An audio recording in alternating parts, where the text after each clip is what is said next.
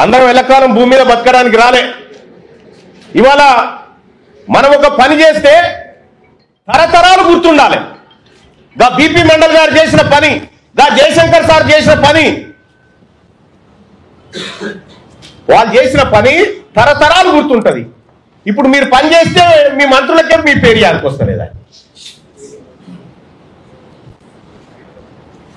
అందుకోసమే ముఖ్యమంత్రి గారు ఇది మిమ్మల్ని పరిపాలన చేయమని అప్పగించినటువంటి సందర్భంలో మీరు తీసుకున్న నిర్ణయం తప్పని చెప్పిన. తీన్మార్ మల్లన్న తగలబెట్టింది కులగణన సర్వే రిపోర్టు తగలబెట్టిన నేను. ఇలా తీన్మార్ మల్లన్న ఏం చేసిండో 2010 గాంధీ గారు కూడా అదే చేశారు. Manmohan Singh government UPA 2 government తీసుకొచ్చిన ఆర్డినెన్స్ చింపి చెత్తబుట్టలో బారేసిండు. ఇలా నేను చేసింది కదే. మన నాయకుడు రాహుల్ గాంధీ గారేమో మీరు నోరు విప్పండి మీకు అన్యాయం జరుగుతుంది అంటాడు. ఇక్కడనే మీరు నోరు మూయిస్తా ఉన్నారు బీసీలై.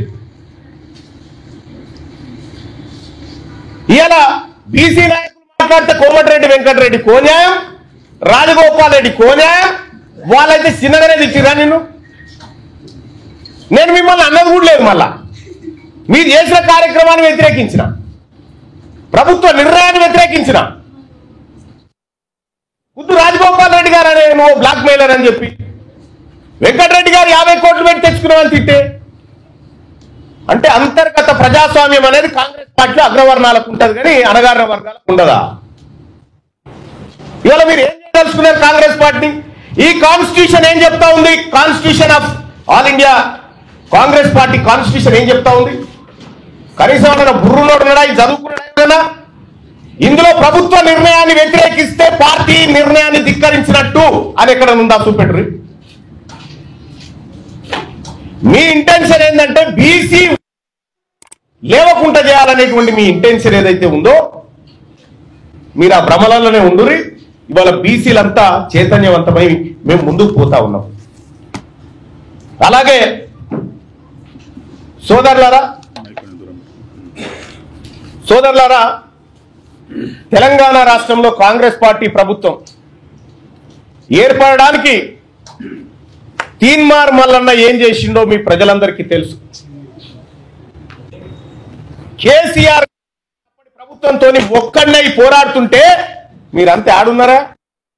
కాంగ్రెస్ పార్టీ లెక్క ఏరుతా ఉంటే ఆ రోజు క్యూ న్యూస్ వేదిక కాంగ్రెస్ పార్టీ కార్యకర్తలకు మరో గాంధీ భవన్ అయింది కదా. మీరు ఆడమన్నారు అప్పుడు, ఏడున్నారు మీరంతా? ఇవాళ తీన్మార్ మల్లన్న రెక్కల కష్టంతో నా ఒక్కందే కాదు, ఇంకా ఇగో ఇక్కడ కూర్చున్న రఘు, ఇంట్లో చాలా మంది జర్నలిస్టు మిత్రులు అలాగే మేధావి వర్గాలన్నీ కష్టపడితే ఇలా కాంగ్రెస్ పార్టీ అధికారంలోకి వచ్చింది. కాంగ్రెస్ పార్టీని ఏ ఒక్కరి అధికారం తేలే, అందులో నా పాత్ర కూడా ఉంది. నేను 45 నియోజకవర్గాల్లో తిరిగి క్యాంపెయిన్ చేస్తే 42 నియోజకవర్గాల్లో కాంగ్రెస్ పార్టీ గెలిచింది.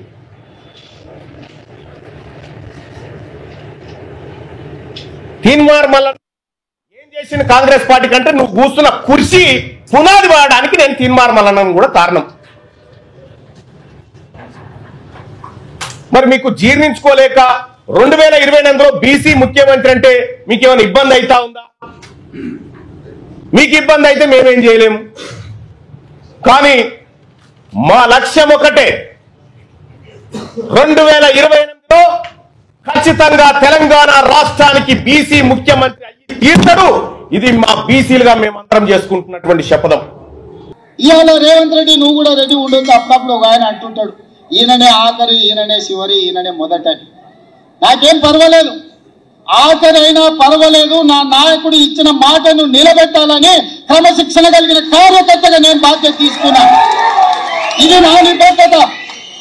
నేను ఈ లెక్క నా కోసం చేయలే, నా పదవి కోసం చేయలే. నా నాయకుడు ఇచ్చిన మాట నిలబెడితేనే నేను క్రమశిక్షణ కలిగిన కాంగ్రెస్ కార్యకర్తను అవుతా. నేను క్రమశిక్షణ కలిగిన ముఖ్యమంత్రిగా ఈ రోజు బాధ్యత తీసుకున్నా. ముఖ్యమంత్రిగా ఈరోజు కులగణన చేసిన అంటే ఏ త్యాగానికైనా సిద్ధమయ్యే ఈరోజు ఈ లెక్కలు పక్కాగా తేల్చిన, ఈ లెక్కలలో తప్పు తేల్చాలంటే 5% లోపల మా వాళ్ళని ఎందుకు చూపిస్తా, 50% పైగా బీసీలను ఎందుకు చూపిస్తానా, మమ్మల్ని కూడా 15-20% లెక్కలు చూపిస్తుంటే దొంగ లెక్కలే రాయ మొదలు పెడితే ఇట్లెందుకు రాస్తాము? ప్రతి మనిషికి పక్కా సమాచారాన్ని సేకరించినము. నాయకుడు ఇచ్చిన మాటని నిలబెట్టడమే మా ధర్మం అనుకున్నాము. అందుకే పార్టీ విధానాలను, సిద్ధాంతాలను, నాయకుడు ఆదేశాలను పాటించిన కాబట్టే ఈ రోజు ఇక్కడికి రాగలిగిన. ఇక్కడున్న మిత్రులకు నేను ఒకటే మాట చెప్తున్నా. మంత్రివర్గ ఉపసంఘానికి అధ్యక్షుడిగా ఉన్నది ఉత్తమ్ కుమార్ రెడ్డి గారు. వాళ్ళు దేశ్ముఖ్ల కుటుంబం, 1000 ఎకరాల భూములు ఉన్నోళ్ళు. ఈరోజు ఇందులో ఉన్న దామన్న 2వ తరం నాయకుడు. మేమందరం కూడా నాయకుడిచ్చిన మాటకు కట్టుబడి మొదటి సంవత్సరంలోనే ఇది చేసినాం. ఏ రాష్ట్రంలో అయినా ఎవరైనా చేసిందా మీరు ఆలోచన చేయండి సోదరులారా. ఇవాళ మా చిత్తశుద్ధిని, కాంగ్రెస్ పార్టీ నిర్ణయాన్ని తప్పుదోవ పట్టించి బలహీన వర్గాలకు శాశ్వతంగా అన్యాయం చేయాలని ఆలోచన చేస్తున్నారు. కొన్ని సంఘాలు వచ్చినాయి, కొంతమంది విజ్ఞప్తి చేసిండ్రు, అన్న దీంట్లో ఇంకా కొంచెం సరిదిద్దండి, దీంట్లో కొంత సమాచారాన్ని మనం నిజంగా చేయాలనుకున్నాం. కాబట్టి 2వ విడత కూడా జనజీవన స్రవంతిలో కలవని వాళ్ళకు కూడా జనజీవన స్రవంతిలో కలవడానికి 2వ విడత కూడా మళ్ళీ అవకాశం ఇచ్చినాము. ఇది మా ప్రభుత్వం యొక్క చిత్తశుద్ధి. మీడియా మిత్రులు, బలహీన వర్గాల సంఘాలు, మా సోదరులు అర్థం చేసుకోవాలి. ఈరోజు దీన్ని తప్పుపడితే శాశ్వతంగా మీరు నష్టపోతారు. మిమ్మల్ని నష్టపరచాలి అని ఒక పక్కన మోడీ, ఇంకొక పక్కన కేడీ ఇద్దరు ప్రయత్నం చేస్తున్నారు. ఈ లెక్క పక్కగా తేలితే రేపు ఢిల్లీలో రాహుల్ గాంధీ గారు ఈ లెక్క మొన్ననే పార్లమెంట్ లో బడ్జెట్ సమావేశాల సందర్భంగా నరేంద్ర మోడీని రాహుల్ గాంధీ గారు నిలదీశాడు.